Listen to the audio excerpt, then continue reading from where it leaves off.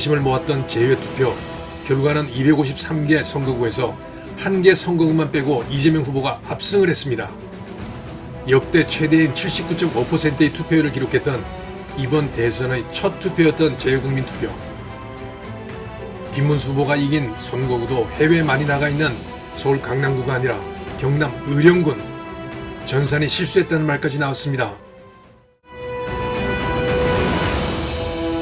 재외국민 투표율이 지나치게 높게 나오자 이때부터 부정선거론이 나오기 시작했습니다.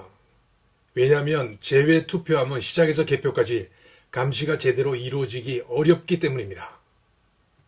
투표율은 79.5%로 역대 최대치가 나왔습니다. 그리고 결과는 이재명 후보의 최종 득표율 49.42%보다 17%가 높은 66.37%가 나와서 이재명 후보의 당선에 힘을 보탰습니다. 재외국민 투표에서부터 부정선거론은 열기가 뜨거워지기 시작했습니다. 과연 지나치게 높은 재외국민 득표율이 계속 이재명 후보에게 이어질 수 있을까요?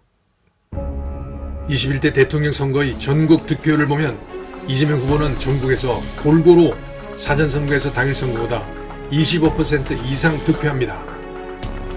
전라도 지역에서만 격차가 줄어듭니다. 반면 김문수 후보는 전국적으로 사전이 당일보다 25% 이상 낮습니다. 이상하게도 두 후보는 일정한 패턴을 보입니다. 전라도 지역은 이재명 후보와 김문수 후보의 격차가 이전 대선에 비해서 훨씬 커졌습니다. 그렇게 비슷하게 쭉 전국적으로 나온다는 거는 결국 외부의 개입이 있고 조작이 됐다는 것을 반증하는 건가요? 그렇죠. 자연적으로 나올 가능성이 거의 없다는 거죠. 그게 테스트 하나를 한 게 아니라 한 두세 개를 했는데 다 같은 결과, 이건 자연적으로 나올 수 없는 결과이다 라는 게 나왔죠. 그러면 인위적으로 개입을 해서 그런 통계를 숫자를 만들었다는 거 아니에요, 그렇죠? 그렇죠. 그러니까 통계적인 결과로는 자연적으로 나올 수 없는 게 나왔다라는 거죠. 그러니까 박성현 교수님 말씀하신 대로 신이 작정하고 그렇게 해주려고 하지 않는 이상 나올 수 없는 결과가 나왔다는 거죠. 그것도 매번 민주당에게 유리하게. 이번 대선, 지난 보궐, 22대 총선, 21대 총선 모두 다 해서. 왜 통계 법칙을 어긋나서 희한한, 진짜 세상에서 볼 수 없는 희한한 인위적으로 보이는 통계 패턴은 다 민주당에게 유리하게만 나올까요? 서울도 비슷합니다. 서울은 이재명 후보가 거의 30% 가까이 사전이 당일보다 높습니다. 일정한 패턴을 보입니다. 인구가 많은 지역에서 이렇게 격차가 커지면 표 차이가 많이 날 수밖에 없습니다. 반면 김문수 후보는 28% 이상 사전선거 득표율이 당일보다 낮습니다. 지난 대선에서는 이재명 후보가 10% 높았습니다. 이번 대선이 3배 가까이 높습니다. 보수의 텃밭이라는 강남을 놓고 보면 32%로 차이가 더 커집니다. 심지어 압구정동, 대치동, 청담동에서도 이재명 후보가 압승을 합니다. 이해하기가 힘듭니다. 반면 김문수 후보는 강남의 각동에서 사전이 33%나 낮습니다. 희한한 결과가 나옵니다. 지난 대선보다 3배 가까이 이재명 후보가 이깁니다. 지난 20대에서도 이재명 후보가 강남의 모든 동에서 사전이 당일보다 11% 이상 높은 이상한 현상이 벌어졌었습니다. 그러니까 당일 선거는 자연스럽게 그게 그 올바른 패턴이다라고 통계적으로 검증이 되고, 사전 선거는 이거는 통계적으로 나올 수 없는 수치다라고 퍼뮤테이션 테스트에서 값이 나와요. 근데 그게 제가 거기만 해본 게 아니라 그 강남구뿐만 아니라 모든 구를 다 했고요. 다 퍼뮤테이션 테스트 다 1 나왔어요. 그러니까 통계적으로 그런 숫자는 못 나온다는 거예요, 한마디로.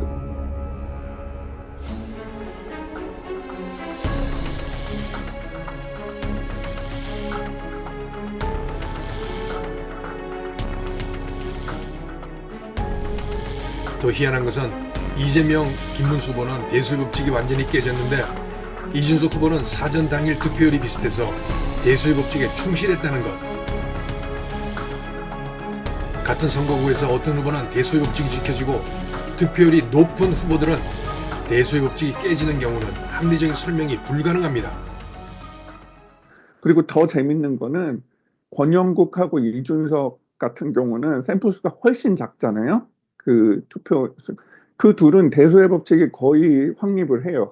그러니까 사전 투표랑 본 투표 사이에 별 차이가 없어요. 그러니까 대수의 법칙이라는 말이 무색하게 그 상대적으로 소수에서는 대수의 법칙이 성립을 하고 무지막지한 대수에서는 대수의 법칙이 성립을 안 하는 그런 기적 같은 일이 또 한 번 대한민국에 벌어졌단 말이죠. 지금 뭐 대한민국의 21대 총선, 22대 총선, 보궐선거, 대통령 선거까지 이 네 번의 선거 결과는 다 합쳐서 보면은 다 곱해야 되잖아요, 확률을. 이 확률이 일어났고, 이 확률이 일어났고, 이 확률이 일어났고. 이건 한 우주 10번 태어나고 오늘날까지 매일매일 로또 1등할 당첨보다 더 낮은 확률에 진짜 신이 작정을 하고 부활시켜주지 않는 한, 죽은 사람 부활시켜주지 않는 한 이런 선거 결과가 이렇게 연속적으로 계속해서 나타나긴 힘들고요. 보수 중의 보수 경상북도 시골에서도 이재명 후보가 사전선거가 당일 선거보다 득표율이 높다는 기가 막힌 통계도 나옵니다. 경북 7곳군 석저읍, 외관읍, 양목면, 지천면, 동명면 등 각 면의 투표소에서 이재명 후보가 사전선거에서 당일 선거보다 평균 15% 높은 득표율을 보였습니다. 경북 울릉군도 북면, 서면, 울릉읍에서 이재명 후보가 앞섭니다. 경북 봉화군 석포면, 명호면 등 10개면 전체에서 20% 가까이 높습니다. 그 경상북도 소위 이제 보수적이라고 하는 강남보다 더 보수적이라는 경상북도도 몇 군데 군을 갖다 해봤어요. 그랬더니 거기도 비슷한 결과가 나오더라고요. 그건 어떻게 해석해야 돼요? 그것도 마찬가지인 거죠. 자연적으로 나올 수 없는 결과가 나오는 거죠. 지금 저희가 뭐 최대한 양보를 해서 부정선거가 없다고 쳐요. 그러면은 왜 검증조차 막는 건가 하는 거죠. 왜 검증도 못하게 그렇게 길길이 날뛰는지 저는 이해가 안 돼. 검증을 하면 되잖아요. 제가 보여드린 그래프들은 선관위가 공개한 엑셀 데이터를 가지고 전문가들이 분석한 것들입니다. 따라서 선거 결과를 정확히 나타냅니다. 문제는 이런 통계 그래프들이 현실적으로 나타날 수 없는 것이라는 데 있습니다. 즉 자연적으로 선거에 의해서 만들어진 것이 아니라 외부 세력이 개입해서 전산적으로 만들어낸 통계일 가능성이 높다는 것입니다. 좀 더 쉽게 말씀드리면 사람들이 선거를 통해서 만들어진 통계가 아니라 조작에 의해 만들어졌다는 겁니다. 그렇지 않으면 저런 통계가 나오기 어렵다는 것입니다. 결국 선관위는 이런 통계가 전산 조직에 의해서 만들어진 것이 아니라는 것을 입증하려면 통합선거인인 명부를 공개해서 공개검증을 받는 수밖에 없습니다. 공개를 해서 선거인 속 명부 속의 사전선거 투표자 숫자와 선관위 발표 숫자가 맞는지 확인하고 명부 속의 사전 투표자가 실제 투표를 했는지 일일이 확인을 하면 됩니다. 그래서 맞으면 조작이 아니고 부정선거가 아니고 국민의 선택에 의한 것이었다는 것이 밝혀지는 것입니다. 동시에 선관위는 모든 의혹에서 벗어나서 명실공히 헌법기관으로 국민의 신뢰를 회복할 수 있습니다. 그렇지 않으면 부정선거 논란은 계속되고 온 나라가 계속해서 혼란에 빠질 겁니다. 선관위는 그런 위기 상황을 원하십니까?